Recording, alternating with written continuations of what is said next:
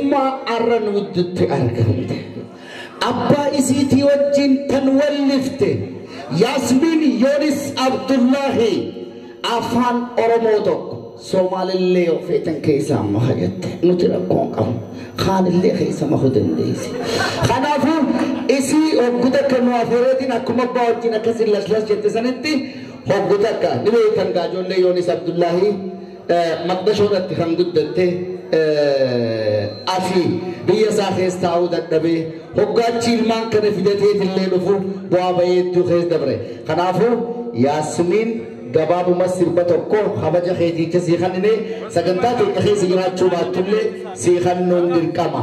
keessummaa teenya dhiisii ta'an baatuu fi qabnee jiraanna akkasiimi nan sobe galatooma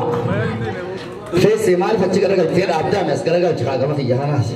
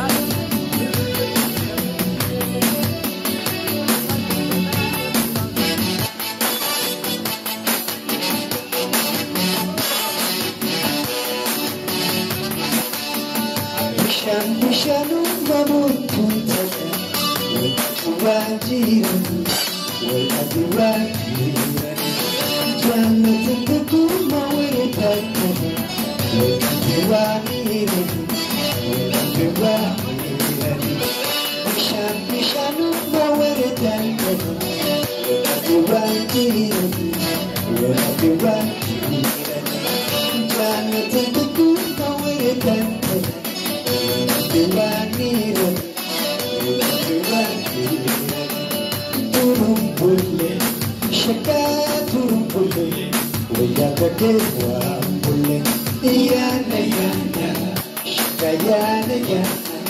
we want to be